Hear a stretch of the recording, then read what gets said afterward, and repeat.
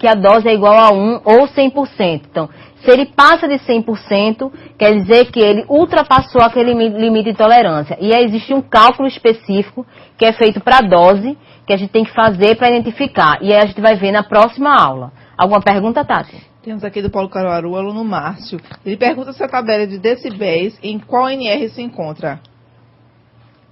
Então, mais uma vez, todos os riscos ambientais estão previstos na NR15. Então, lá você vai identificar ruído, calor, né, agentes químicos, né, vão estar lá, biológicos também vai estar, vibração também vai estar tudo descrito lá, tá? Então, é NR15. Okay? O aluno Fernando, ele quer saber quais os tipos de impactos. Impacto de ruído. Então, se for impacto, eu falei para ruído de impacto, né, que a gente está falando, acho que é isso. Eu espero que... É isso? Então tá. Então, ruído de impacto é exemplo daqueles que são pontuais. Então, por exemplo, eu estou batendo um martelo. Então, isso é um ruído de impacto. Tem que ele bate, ele eleva, depois ele volta, ele regride. Então, isso aí é um ruído de impacto. Porque ele aumenta, ele tem uma diferença muito grande. Faz aquele serrote, ele sobe, desce, sobe, desce, sobe, desce. Aquele nível de ruído que o funcionário está exposto. E aquele ruído contínuo, né? A gente vai ver isso um pouco mais detalhado na próxima aula. E o ruído contínuo é aquele que a gente está dentro do ambiente de trabalho. Eu estou aqui falando, conversando, existe mesmo que haja uma variação, mas a variação ela não é muito, né, ascendente ou muito descendente. Então não tem uma variação muito grande, né? Varia entre 3, 4, 5 decibéis. É diferente do ruído de impacto, que ele pode passar de 65 para 100 decibéis, dependendo do impacto que eu vou gerar, né, naquela atividade que eu estou desenvolvendo. Mais alguma pergunta, Tatiana? Não temos mais dúvidas. Então tá, deixa eu falar para vocês aqui um pouco sobre o termômetro de globo, né? Então mostra aí, por favor, para eles, Billy.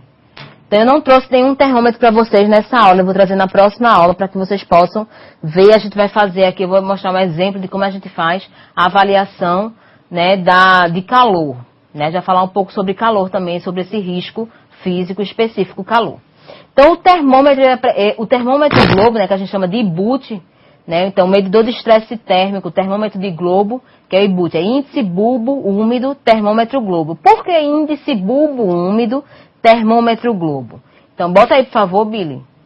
Então, esses três coisas que vocês estão vendo aqui, né? Essa esfera, né? Esse bastãozinho aqui e esse outro tipo aqui são 3 termômetros. E eles avaliam, né, cada um a temperatura diferente, que no final ele vai me dar a sensação térmica do ambiente de trabalho, né? A esfera, ele faz a avaliação, termômetro globo, né? Esse aqui é o termômetro globo, que faz a avaliação com a incidência da radiação solar. Então, esse aqui é o termômetro que faz essa avaliação.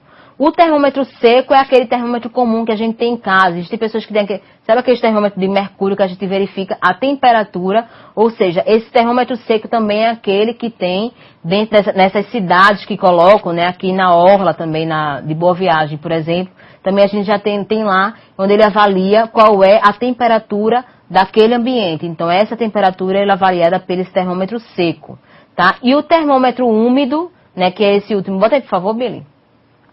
Que é esse outro aqui que tem esse compartimento aqui que está cheio de água destilada, tá? É o termômetro úmido, tá? Por que úmido? Porque ele vai levar em consideração a umidade relativa do ar para fazer a sua avaliação. Então, esse termômetro a gente faz essa avaliação da sensação térmica do ambiente de trabalho, que é muito diferente da temperatura que a gente avalia num termômetro, tá? É bem diferente isso daí. Então, o que pode acontecer? Então, não sei se vocês viram, mas a gente tem algum polo de Rio de Janeiro? Aqui? Tem algum polo? Deixa eu dar uma olhadinha. Então, não sei. Então, mas o que estava acontecendo no Rio de Janeiro? Existe aquela febre, todo mundo saiu comprando condicionadores de ar, ventiladores. Por que isso aconteceu? Porque lá os termômetros eles estavam marcando, o termômetro seco estava marcando, que estava chegando a 37, 38 graus. Mas com a sensação térmica de 40 a 45 graus. Porque se você leva em consideração a umidade de lá, né, que a umidade estava baixa, né, o sol incidindo diretamente, né, e aquela sensação ali dentro daquele ambiente, como está entre morros, né, entre montanhas, aquele calor ali, né, a sensação térmica, ele varia. Então, é diferente eu dizer, aqui está 10 graus, por exemplo, quando eu cheguei em São Paulo, que eu peguei 10 graus, então 10 graus era a temperatura daquela cidade. Mas a sensação térmica estaria muito mais abaixo do que aquilo, né, ou um pouco mais elevado. Mas a sensação térmica é diferente daquela temperatura que a gente avalia diretamente nesse termômetro seco. Temos alguma pergunta, Tatiana? Não temos nenhuma dúvida. Então, que bom. Acho que vocês estão entendendo, né, sobre esses equipamentos aí. A gente vai falar um pouco mais e aí a próxima aula vai ser bem mais detalhada e bem mais puxada, porque a gente vai falar um pouco sobre cálculos, né? Então, a gente vai fazer cálculos aqui de ruído. É importante que vocês estejam bem atentos e entendam, né, também os cálculos daqui de calor. Então é importante que vocês conheçam e entendam cada parte desse equipamento. Certo? Então, o termômetro de globo, né, é composto de uma esfera, bota aí por favor, Billy, esfera oca de cobre com aproximadamente 15 centímetros de diâmetro e 1 milímetro de espessura, pintada externamente.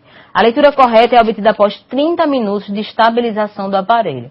Por quê? Todo termômetro precisa ter uma estabilidade. Então, não só esse equipamento que eu estou falando para vocês, né, o termômetro de globo, o termômetro de medidor de estresse térmico, não só ele, mas também o luxímetro, que eu vou mostrar para vocês como é que a gente faz a leitura de iluminação no ambiente de trabalho. Né? O luxímetro também precisa de um tempo para estabilizar, para que ele consiga avaliar realmente, né, o ambiente, né, e aquela luminosidade ou aquele calor daquele ambiente. É preciso que haja a estabilidade dos equipamentos. Diferente do decibelímetro e do dosímetro para avaliação de ruído, né? Ele vai fazendo aquela leitura ali imediata, ok? Então, o luxímetro, né? Então, o luxímetro, bota aí, por favor, Billy, determina a intensidade de luz visível que atinge uma superfície, né? A unidade de medida é o lux. Então, a gente chama de lux, não é com Z aí, desculpa, tá? É com X, é o lux. Né, a gente vai fazer a medição. Então, essa é a medida que a gente utiliza. E aí existem algumas normas específicas que falam também do limite de iluminação para cada tipo de atividade que vai ser desenvolvida. E aí, esse luxímetro, ele avalia essa iluminação. Eu vou fazer aqui para vocês verem, né, como é que ele funciona. Não vai dar tempo para a gente fazer o tempo de estabilidade do equipamento. Mas aí vocês vão poder avaliar o posto de trabalho daqui. Antes de eu chegar, eu fiz a avaliação do posto de trabalho lá de Billy, né, e vi, apesar dele gostar do posto de trabalho dele, a gente viu que está abaixo do que fala, né, essa ANBR, que fala dessa questão da iluminação.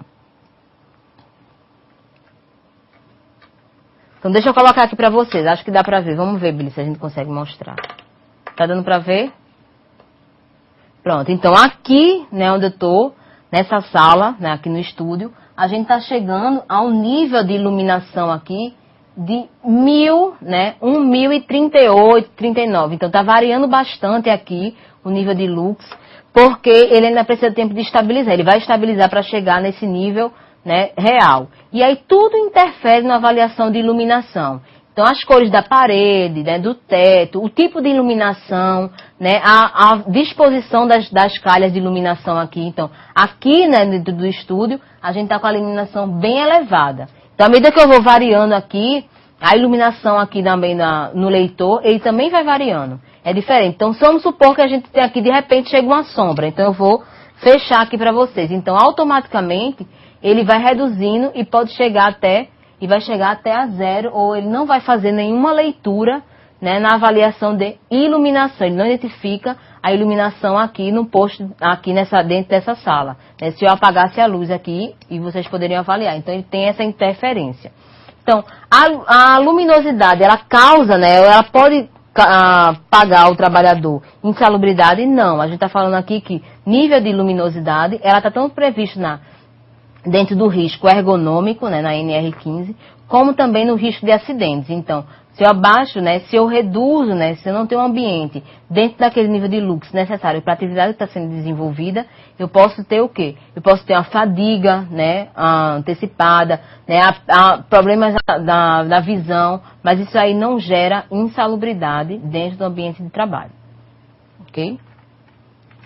Temos alguma dúvida, Tatiana? Não temos nenhuma dúvida. Então, Poxa, que bom que vocês não têm dúvida, né? Eu espero que seja assim porque vocês estejam entendendo tudo e não porque não estejam entendendo nada, né? Então, a gente vai, na próxima aula, a gente vai falar um pouco sobre ruído e calor. Eu vou enfatizar mais esses dois porque muitos ambientes de trabalho, né, tem esse tipo de exposição, né? Principalmente indústrias, né? Tem essa exposição e a gente precisa fazer avaliação, precisa entender e quantificar. Precisa também saber qual a diferença. Quando eu vou fazer a subtração dos ruídos ou preciso adicionar vários equipamentos, a gente vai trazer aqui a fórmula de cálculo para vocês, né? E aí a parte do técnico de segurança não é apenas só leitura, não preciso só avaliar, é preciso também conhecer os cálculos que devem ser feitos para a gente fazer essa quantificação e é o que está previsto dentro da NR15, tá? É bom vocês estudarem essa norma, a NR15, não precisa estudar